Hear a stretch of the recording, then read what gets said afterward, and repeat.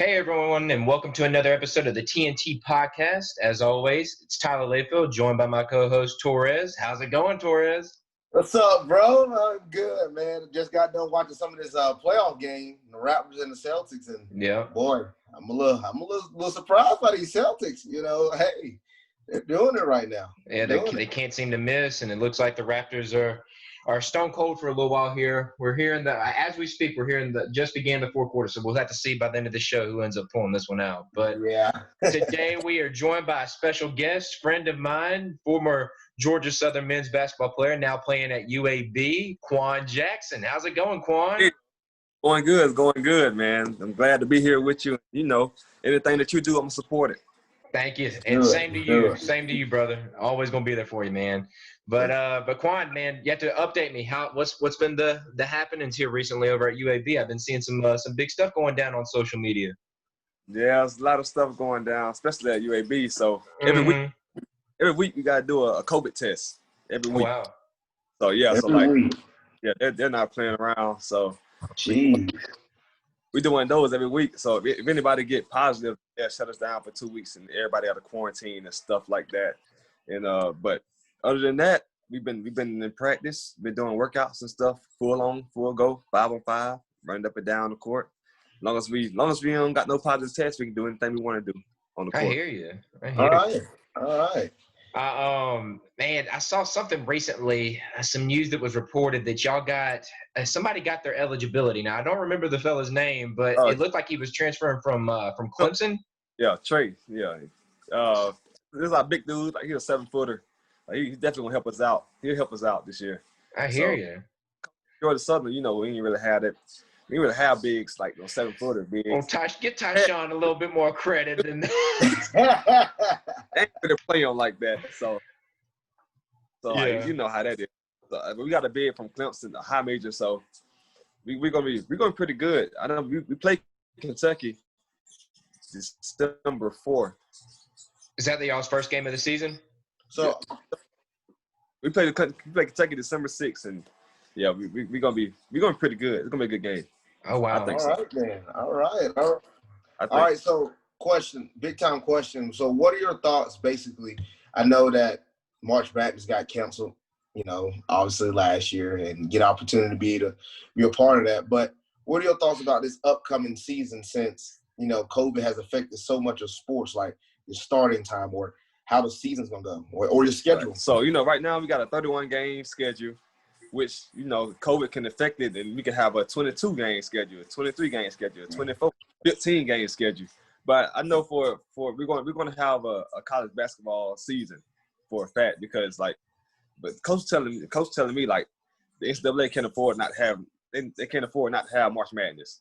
Like they lost $900 million last year. Mm-hmm. They lost $900 million, so they can't afford to lose $900 million more. So it's gonna be a roller coaster. The whole season gonna be a roller coaster, but we'll see. Yeah, I think for sure we're definitely going to be seeing March Madness this upcoming season. I think they've even came out and said that. Regardless, they're going to be trying to make this happen as much as they can. So we'll have to keep an eye on that for sure coming up. So what can we expect? I know that last time I talked to you, we were still expecting some big things from UAB this year, but now with the fellow you mentioned earlier getting his eligibility, have things changed? Are you guys still looking at maybe even topping what your previous expectations were? Yeah. I think we have a real legit shot of winning our conference. We got a real legit shot of being a top 5 mid-major team. Nice. I think so. All right.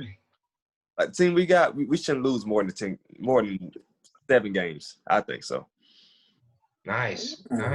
Well, big news this past week. After Torres and I just got done recording our weekly NBA kind of review of the week, we were talking about what was going on, what we're expecting, how by this time, next week we were going to find out all this, who's moving on to the next round and whatnot. But things got pushed back a little bit due to some things that went down during the week. We saw the NBA game starting with the Bucks versus Magic get boycotted and then later on postponed.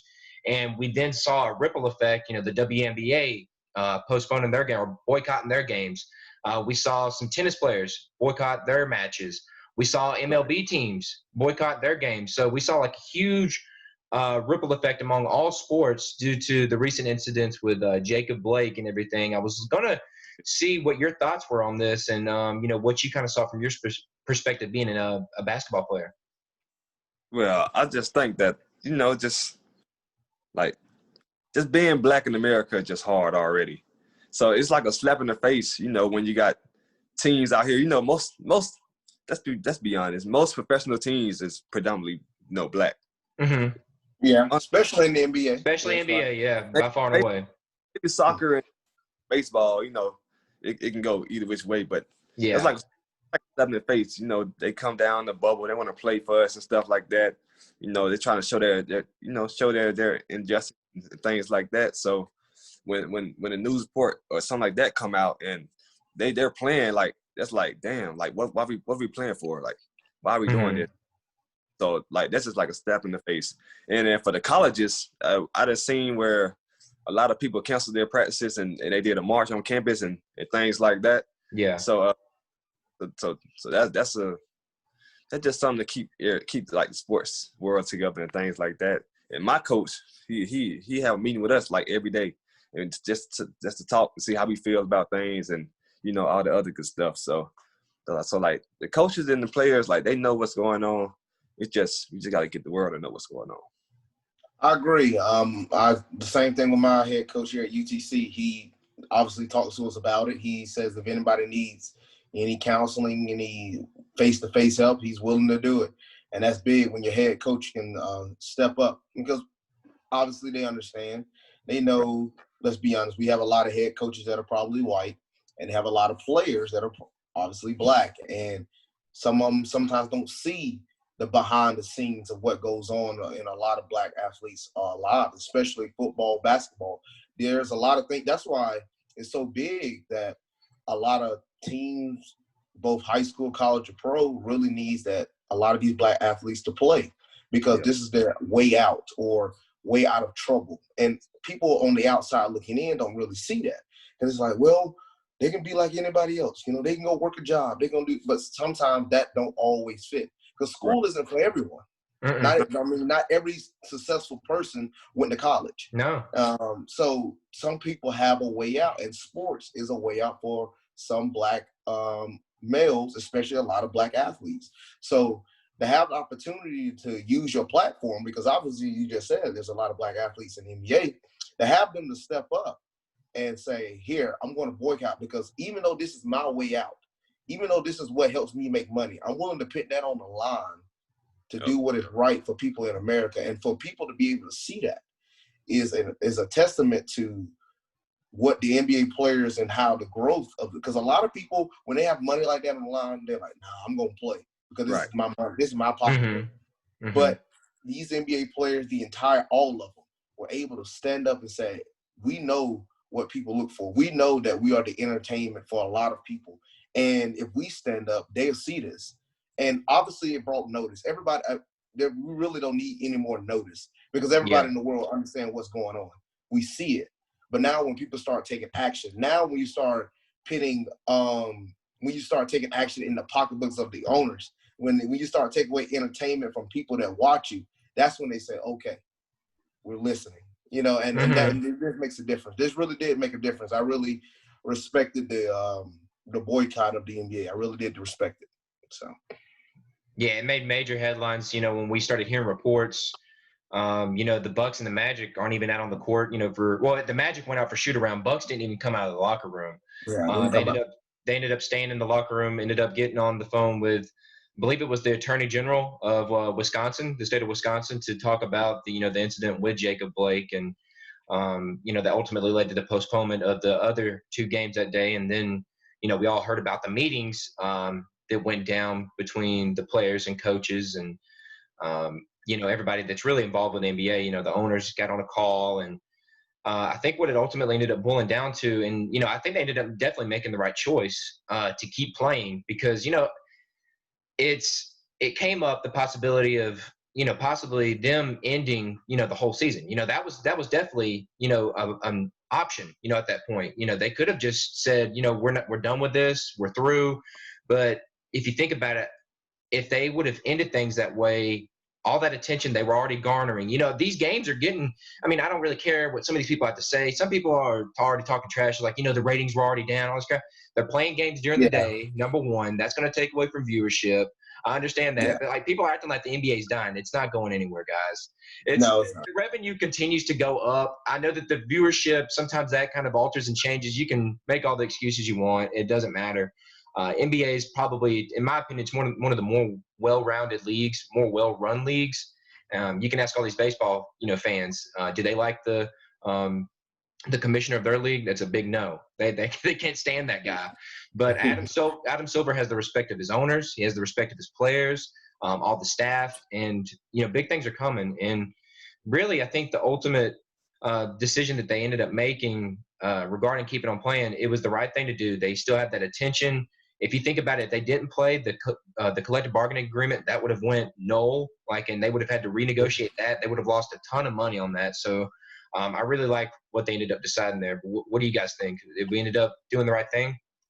Yeah, well, I just think that, just because all these contracts are involved, so they just had to continue to keep playing. Mm-hmm. I had heard that they did a poll or whatever, right?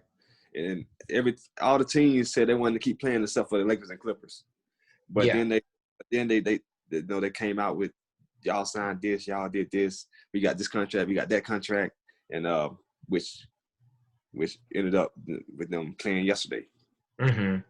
When you look at the totality of things like that, but when you look at the totality of things like that, it's more of the contracts they sign. Basically, it's more of they sign their rights. You have to play. Yep. But if all of them said we don't want to play, then boom, then literally the NBA couldn't do nothing about it because they're gonna say, okay, well then that's when suing started happening and they started taking their money. But if you would have had the whole league against it, I'm willing to bet that I think they would have probably won in that regards. Mm-hmm. But a lot of people, this is a big time year. This is a lot of guys really looking for a championship. You see some guys that really has an opportunity because right now you ain't dealing with no crowds. This is basically, basketball, no fans. And this is, I'm not saying it's easy, but I think a lot of people really, some of these players enjoy this a little bit.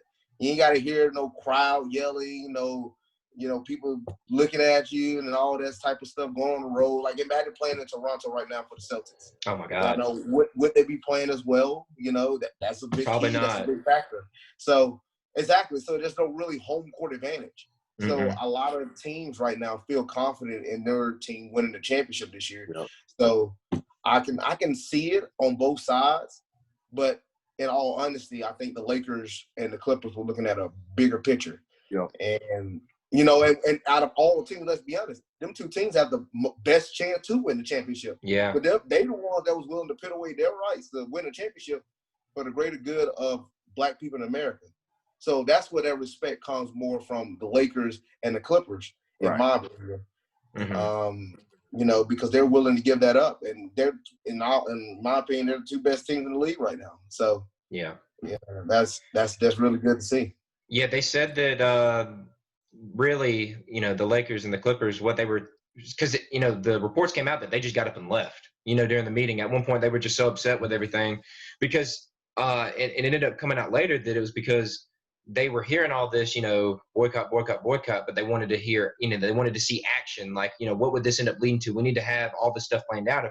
We can't just decide just to start saying, no, we're going to boycott without having a real plan in place. So I'm glad they ended up, I'm glad it ended up happening the way it happened, and that, we're back to having games again now, and that, we're already seeing, things happening. You're seeing more advertisement kind of stuff for, people to get out and vote. That was one of their big issues. More stuff toward, holding police accountable, things like that. So I'm glad the end result ended up being something good. And it's, you're seeing, like I said, the ripple effect across all of them. Even I already mentioned a ton of sports. I forgot to mention NHL. I know they didn't postpone their games or didn't boycott their games the night of, but they ended up doing it the the day after. So you saw it across like every sport. So a big effect there. Yeah, big effect. So anything else you guys want to cover on the boycott issues? Not really. All right. So let's see here. Let's jump into some hoops. I told Quan we were going to talk some hoops here and really get into what's going on here in the playoffs. I want to hear some thoughts from Quan. I've been seeing some talk from what I've been seeing on Twitter. It looks like you're more leaning toward the Clippers, if I had to guess, based off of the language you've been using on Twitter. Would that be correct? Having them win it all? Yeah, I think the Clippers going to win it all, man. There you go. You're a smart man, Quan. Look at that. You're a smart man. They just got, they just deeper than the Lakers. Like the Lakers, they don't have nobody besides AD and KD that can really, go score the ball consistently. With the Clippers, you got somebody like Lou Will, even Harrell coming off the bench, just giving a lot of energy. Yeah. Like they just got a lot of weapons around them. I like the Clippers to win it all. But the only way the Clippers going to win it all, Paul George got to play like Paul George. Uh-huh. Yeah, that's right. And not how you can, the first couple games in the playoffs. Yeah. I will say this. My Clippers pick to win the championship started to look a little shaky. Yeah. But, at least it looked a little shaky against my Mavs. So, I think – and I did call it. I called it. I said Clippers in 6. Mm-hmm. So, today I think, just for my prediction to be right, I would like the Clippers to win today. But I feel great out of my Mavs. When Porzingis gets back, hopefully he can play a full season next year. Hopefully him and Luka stay healthy for the full season. Mm-hmm. We bring some guys, add on the bench. We got a really good bench. We got Seth Curry and Dorian Finney-Smith and Trey Burke's done good. Trey Burks. So we got a really good team already, and I truly believe next year we play in a full season. The team are only going to get better. Now, I will say, I think the Warriors going to come back and they will. A little factor here and there. Yeah. So it's going to be really interesting. Sadly. In the West next year. Sadly, yeah. But like you were saying, Clipper-wise, Clippers are so deep right now. I expect them to win today. Lakers, they look really good. But, see, yesterday is where I started to have a few doubts because – you saw how they play, obviously, against Damian Lillard and what he was able to do. Bang, Damian Lillard's not playing. CJ McCollum comes in, bang, dropping points. Him and Carmelo. Yeah. Yes, they're on the brinks of being eliminated, and teams play harder when they're that close to being eliminated. But all it was yesterday was AD and LeBron. Mm-hmm. You had a few guys here and there throwing some points, but KCP was knocking some shots. You had Danny Green here and there. Like it was a little collective effort after them too. So. Yeah, it was in the second half. The first half, in mine, it was all AD and LeBron. Yeah, and that's the reason why the game was tied. But in the second half, you started to see the secondary guys start to come through and pull through in the end. But right now, I think about it. You can't have the type of games against Utah. I think Utah is going to put away Denver eventually. I think at the rate that they're playing, it's a really close series. Let's just get that straight. That is a really good series between those two teams right now. I'm going to just throw it out there. There has been some incredible basketball between Jamal Murray and Donovan Mitchell. Just history being made. Just like every night when them two play, history being made every night. Yeah. Yes, you're right. Like, man, watching those two guys go at it and then Jokic, gosh, he is a beast of a center. No question, behind Anthony Davis is him next. I don't see anybody else those are the top two centers in the league. So it would be really awesome to see those two guys go at it if the Lakers played the Nuggets. And I think the Nuggets, if I think about it, I say the Jazz have a better defensive team than the Nuggets. So I don't know, but well, actually, I'm all wrong anyway because the Nuggets and the Jazz ain't going to be playing the Lakers. They're going to be playing the Clippers. Yeah. Actually, the Rockets about to play the Lakers. So, well, when I look at it in that case, the Rockets, yes, they had Russell Westbrook come back yesterday. He did not play too well overall, but he didn't have a turnover for the first time in 5 years. So that's a plus for the Rockets. Well, let's see. You hit on a bunch of points there. I want to backtrack just a second to what you said about how the Lakers performed yesterday, because I got to pick a bone with you there. Quan, you know where I stand. You know where I stand with the boy Bron. Quan used to be on the good side. He's turning his back on me now, though. That whole Georgia Southern realizing. Hey, Georgia Southern, the men's basketball team, man, they used to all be on the train like me when I'd be in the tutoring sessions with them. I remember Tukey was on my side, Ike, all them boys. But now it seems Quan's starting to go to the dark side a little bit here. So let me allow you to listen in real quick. So why you shouldn't doubt the Lakers at this moment. I know they didn't play the best ball yesterday, but it's been proven many a time, very much so in the NBA, that when you're playing a team that is down one of their biggest players, you often see something psychologically happen in the team that's playing that team, where they start to ease up. They don't play as hard. And you've even but listen, even Doc Rivers himself. Yeah, I mean, Torres, I know that you respect the man Doc Rivers. Quan, I know you probably respect him as well. Great coach in the NBA, has won him a championship, has coached some great teams, and he's coaching a great one right now. But he's even come out and said that in the past that I believe in his time with the Celtics, I can't remember the team that he was talking about, but somebody was down somebody. He goes, I'd rather them have that guy, because oftentimes I hear that, or he said, oftentimes I notice that when, a player like of his, stature is out, that we end up letting up. And it's just something that happens. I think you may have saw a little case of that last night. But I mean, dude, I think we're going to get through this next round pretty easily, regardless of who we play, Rockets or Thunder. I wouldn't sleep on the Thunder losing that next game either. They seem to play with a little grit. So I will. I think it's over with Westbrook coming back. You can, but Chris Paul ain't going down without a fight. Schroeder hopefully won't hit somebody in the balls or whatever. Whatever the other day. What did I tell you? What did I tell you when I made our prediction? I said I got Thunder if Westbrook doesn't come back. Yes. Westbrook is back now, and I said I have the Rockets if Westbrook plays, and now since he's playing, because obviously they see that they needed him, especially going up 2-0 and then losing 2 straight games, and especially the games that they had. Mm-hmm. I don't see them, especially, and I think Westbrook is not playing another bad game like he did yesterday. He did not play. Yeah, he's not playing like that 2 games in a row. I don't see it. I think they finish off the Thunder. As I said, Rockets in 6. I said Thunder's in 7 if Westbrook didn't play. But Rockets in 6 right now. I got Rockets finishing the series off, getting ready to play the Lakers. That's going to be a phenomenal series. Now, that is the one I am really interested in. All right. I said Lakers in 6, but I don't know, man. Get that crap out of here, bro. Get that crap out of here. What? Quan, all right. I want to hear from Quan real quick before I go in on this. Quan, what do you think here, man? What? Lakers and Rockets? That's going to be – it's gonna be about 5, bro. It's gonna be a sweep. It's not gonna be a sweep. What? Really? It's gonna be a sweep. All right, there you go. Quan's starting to speak some common sense right there. I'm not really afraid of the Rockets. They're too small. They don't.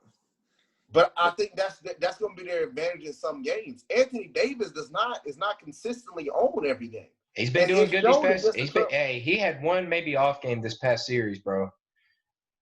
Yes, and obviously that's the one that they lost. Yeah. But, bro, you have to play here and there. And I ain't going to lie to you, just having only AD and LeBron play is not going to be enough for the Rockets, because the Rockets have a lot of threats, have a lot of great three-point shooting. I mean, Eric Gordon, their small ball game is what is going to make the Lakers run. Now, yes, the Lakers are big boy. I'm picking the Lakers as well. So hold up. I'm picking the Lakers as well. But let's not get it twisted. Now. Don't go in there thinking the Lakers got to go in there and mollywop these Rockets. James Harden and Westbrook ain't no guys you just mollywop. You think they're going to lose to the Thunders anyway. But I don't think that's even going to happen. I think they finish them. And then don't be surprised if the Lakers lose game 1. They're going 5. I wouldn't be surprised if the Lakers lose game 1. But they're going to win in 5. I think it's either going to be 4 or 5. I don't think it's any struggle. Rockets are very sporadic, bro. They live by the 3. They die by the 3. When it's hitting, what's going to happen then? Lakers slow the game down by drawing fouls. We did the same thing against the Blazers, bro. You slow the game down. You let teams like that play a slower paced game, make them go into a half-court offense, slow them down. I'm sure they're gonna pass the ball around, but dude, it's not. You can't be serious. I don't see this going 6 or 7 games. Wait a minute, drawing foul against the number one foul drawer in the NBA out of James Harden? Yeah, James Harden. Yes, he's going to be doing it too. But what I'm saying is the Lakers. All right, so there's a difference between teams like the Rockets and the Trailblazers and teams like like the Lakers or Clippers, where they actually go at the hole instead of just trying to do perimeter shots the whole game. People like to complain about the Blazers didn't shoot as many free throws as the Lakers. The Blazers also attempted way more perimeter shots. It's not our fault that's what your offense is predicated on. It's physically proven that if you're standing and just taking a jump shot, you're not going to draw as much contact as you would if you're driving into the lane and going for a layup or a dunk, correct? Yeah. I mean, so that's what I'm saying. Yeah. You can slow the game down. The Lakers have been doing it. And, man, please don't doubt my boy AD. AD has been kicking butt these last few games, man. He has been hitting mid-range shot after – it's just like – he's got this look in his eyes right now, and so does LeBron, man. I'm telling you right now, I think it could be a sweep. It's not going to be hard. I really don't think they'll give maybe one hard game. It's who you looking at right now. You're looking at AD right now, and AD is going. I mean, what effective center was he actually going against, man? Nurkic and Whiteside are not bad centers, bro. Whiteside, yes, but Nurkic, come on. Man. No. Quan, tell this man that Nurkic is not a bad center, bro. Come on, man. Nurkic is tough. Yes. He's tough. He's tough, but he can't guard Anthony Davis out there in the perimeter. What? Come on. Anthony Davis like a guard at the perimeter, though. I understand that. That's what I'm saying. See, that's why I can't wait till they play the Clippers. I just can't wait till they play the Clippers. Because Montrezl Harrell, he can guard them. Kawhi Leonard, he also can guard them. Right. Yes. Yeah, Kawhi can. I'm not going to sit there and say Montrez is going to be able to hold down AD. I can say Kawhi. Down, but he going to limit some of that foolishness. Okay. He'll play with the energy. Yes. Better than half, for sure. Marcus Morris will maybe try to, step on some ankles or something. He might try to injure somebody out there. Hey, now that's one thing we got to talk about real quick. All right, coming from a Mavs fan, did Marcus Morris intentionally try to injure your boy? I don't think it was intentional. Okay. I don't think it was intentional. I mean, the way he looked like he stepped, his foot came forward, and it seemed like, okay, he was also trying to go for the ball. And then it just, you know how sometimes you, overstep. You can overstep sometimes in basketball or even football. You overstep, and it might look like from a distance, he's trying to step on his ankle. I don't think he had any intentions on trying to step on the man's ankle. I don't think he had any intentions at all. Plus, he was already winning the game. The game was out of reach for him in that game. I mean, I just don't see it. Okay. I don't see it. Quan, what about you, man? I don't know. The guy's had history, man. We've seen clips of this guy before putting knees in people's heads. You know what I'm saying? He's had a hit. It's like look, if I could compare him, if I could do a cross comparison here, maybe we can compare this guy. Now, don't get me wrong. I don't mind Marcus Morris. He's a good player.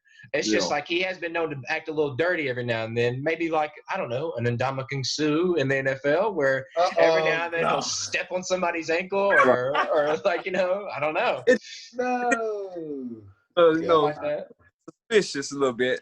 It looked like he did it on purpose, but then again, I don't know. But it looked like it looked like he stepped on the back. It could have been. And the guy's been trying to start stuff this whole series. Torres, you've been watching this series. Has he not been trying to start stuff with Porzingis and Luka, the whole? But see, the Clippers are that type of team. They're chippy. They got chippy players everywhere. They're starting to become the villains of the NBA playoffs. Everybody's starting to really not like these guys because they're starting to actually get a little annoying.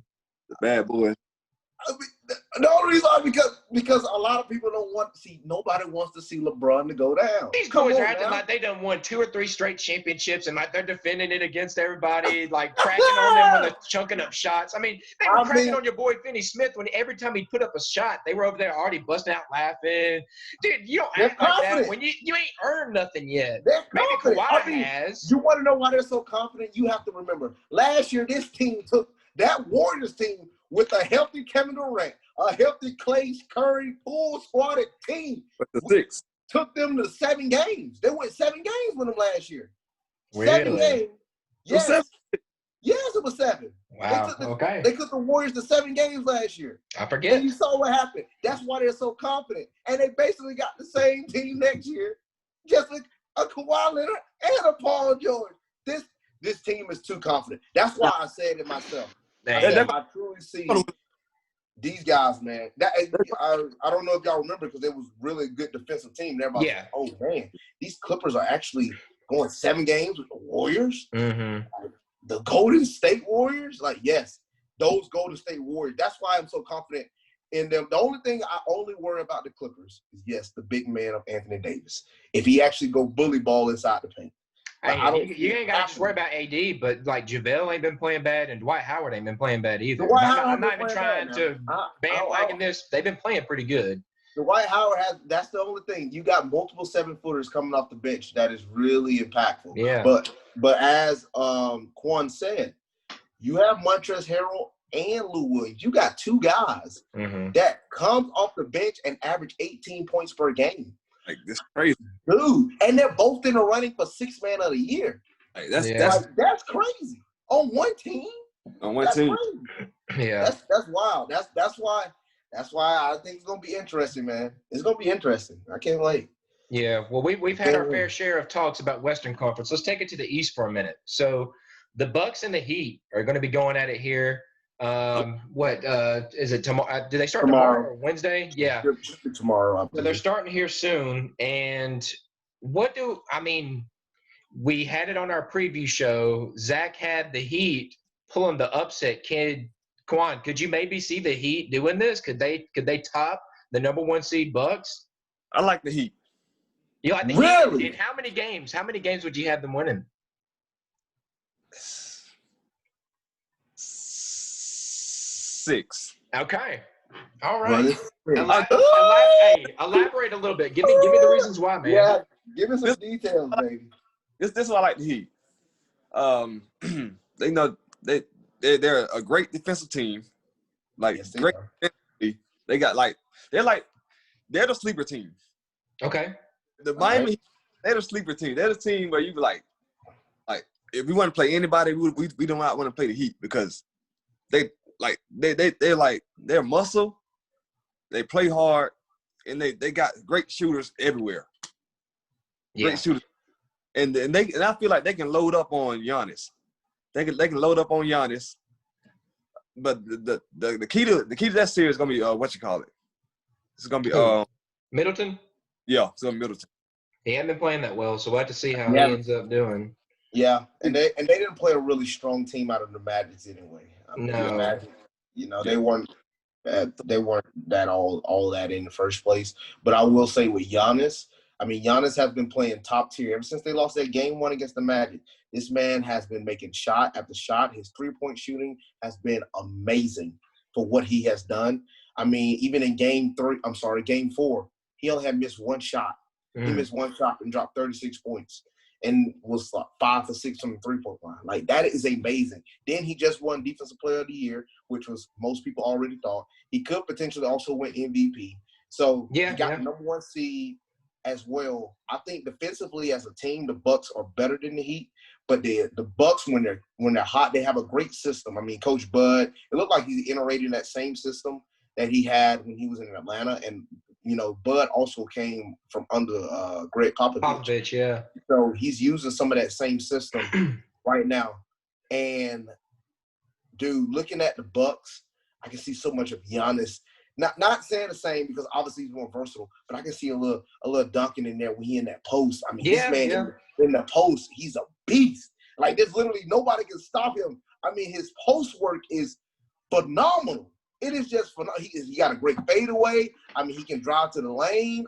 It's phenomenal. And he's not missing free throws either. He's making his free throw shots. So that's another thing. I'm looking at the Bucks as a really versatile team, both shooting the 3, driving inside the paint, can shoot the free throw.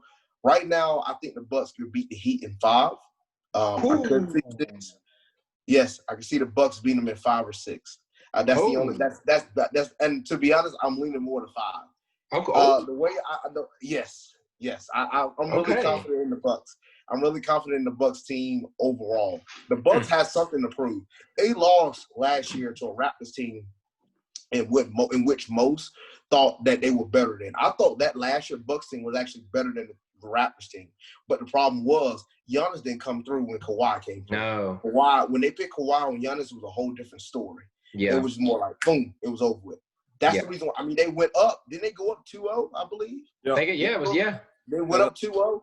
Yeah, and then once they switched Kawhi to Giannis, it was over. It was a whole different series. So I think Giannis have something to prove. And I don't think he's going to come in here and allow Jimmy Butler and their band of Banshee Heat to come in there and spoil the party. I think the Bucks at least make it to the Eastern Conference Finals.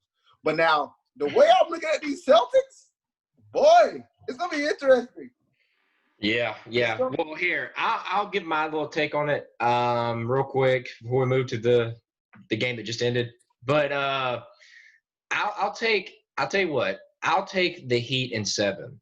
I'll say I don't see this game going less than 6 or 7, which is why that was pretty bold of you to throw 5 in there, man. I see this to go in the distance. Jimmy Butler, he was the missing piece for this team. They got some young guys. I like the bigs that they have.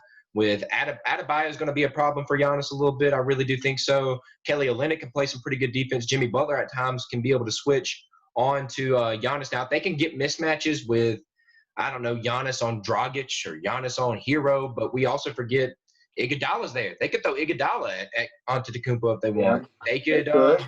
Duncan Robinson is no slouch. He's actually 6'8" and can pop threes like nobody else. So I mean, they got the right pieces if they want to. If they can actually put it together, they have the right pieces in order to knock this team off. And I think they can do it. I think they got the leadership now. It feels like everything's coming together for them. You know how, if I could compare it to something, you know how that 1 year Auburn had the miracle season where they were having like all these Hail Marys and stuff. Yeah, like it feels like one of those right now. The Heat. They played a good defensive team in Indiana and swept them. And right now the Bucks aren't looking so good. I'm not really counting on their third options.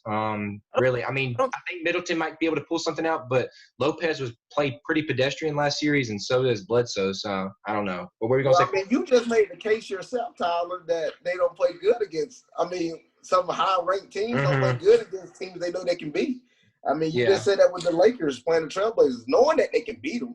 They just don't play up to their full potential. Same thing with the Bucks. Yeah. The thing is, though, if they feel that way going to the Heat, the Heat gonna wake them up.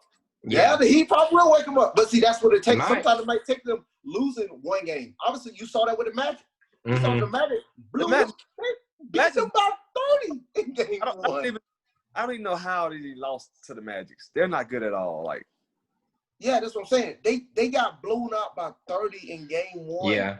And then the Bucks like, okay, it's playoff time. We need to wake up. We just can't go here lollygagging. And then guess what? 4 games in a row, not a single one was close. So yeah. I mean, all right. So I might take that with the Heat. Real quick. So real quick prediction. Game 1 just ended. The Raptors lost to the Celtics. Who do y'all have winning that one? And then we'll close out the show. Quan. Raptors down 0-1. Or 1-0. I'm gonna go. You gonna go who? Raptors in 7. Raptors in 7. Torres. I don't know, man. I picked the Raptors. I picked the Raptors already, but I'm gonna stick with my Raptors. I'm gonna stick with it. The Celtics look good, man. That's interesting. Yeah. Call one real quick. I don't want a hot band. I'm gonna stick with my Raptors. I picked them in 6 early on, so I'm gonna stick with the pick. Yes, sir. All right. Well, Quan, thank you so much for coming on, bro. It was a pleasure, man. We're going to get you on another time for sure. Any last thing you want to say? I'm just stay blessed out here and, just keep your heads up and stay safe. Yes, sir. All right. Well, thank you guys. Be sure to subscribe and share with your friends. We'll see you guys next time.